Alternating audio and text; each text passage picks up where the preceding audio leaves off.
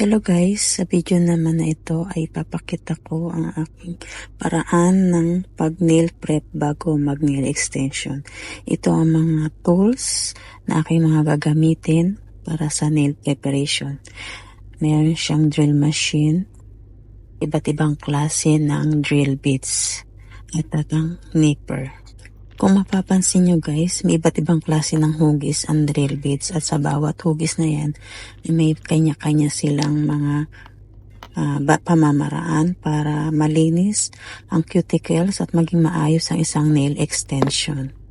Dati guys, hindi ako marunong gumamit ng drill machine kasi natatakot ako. Iniisip ko na baka masaktan ko yung client, iniisip ko na baka maduguan ko siya sa paggamit ko ng drill machine. Kaya nung natutunan ko ang paggamit ng drill machine, madali lang pala at mas maganda at mas mabilis itong gamitin lalo na sa paggawa ng isang nail extension. Itong unang bits na nilagay ko ay para i-push ang cuticle para maging malinis ang cuticle area. Bago nga pala natin linisan ang cuticle area, unahin muna natin ang nail tips. Kung kailangan gupitin, kailangan gupitin natin ito. At kung hindi naman, i-file na lang natin. Para pagkabit ng tips ay hindi mahirap ilagay ang tips the same time na hindi lalabas ang kuko sa gilid ng nail tips na ilalagay. Siya nga pala guys, itong aking bidyong ginawa at gagawin ay para matulungan kayo mabigyan ng konting kaalaman. The same time na mas ma-enhance ko pa ang aking kaalaman sa paggawa ng nail extension. Sa ganitong paraan, matututo din ako kung ano rin yung mga ibang bagay pa na hindi ko pa natututunan.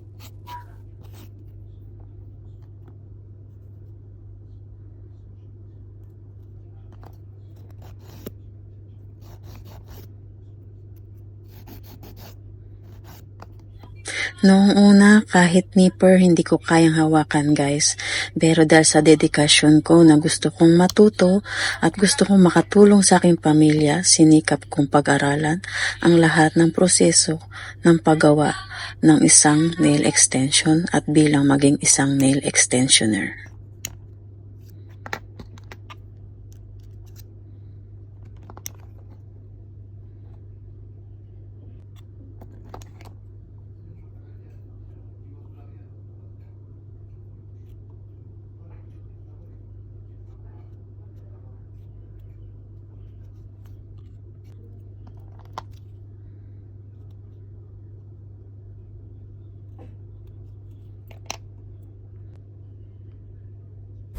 Maging matibay ito at hindi mag-lift agad. Guys, kung napapansin nyo, kuko ko pa rin ang aking pinang model no guys. Kasi ang aking imomodel sana is yung aking binili na artificial na hands. Okay guys, pero dahil hindi pa siya gaanong maayos at guys, kung napapansin nyo, kuko ko pa rin ang aking pinang model no guys. Kasi ang aking imomodel sana is yung aking binili na artificial na hands. Okay guys, pero dahil hindi pa siya gaanong maayos at naisa sa ayos, okay? So, ang aking model ulit ay aking kuko. So guys, once na malinis na yung cuticle, so mag-focus na tayo sa nail bed. I-rough lang natin or pagaspangin natin yung nail bed. Kailangan walang yung makintab yung para mayroon pa siyang oil kasi kailangan ang nail bed is totally dehydrated. Kumbaga wala siyang any shiny na maiwan.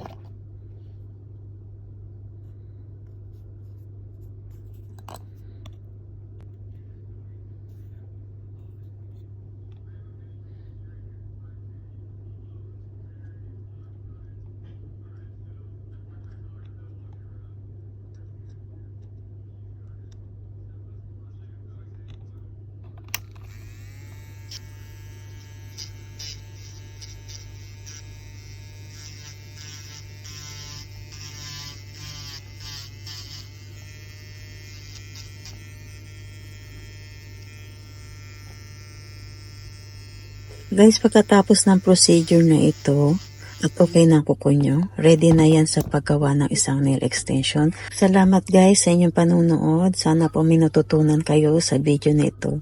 Just follow, share, and like my videos. Thank you.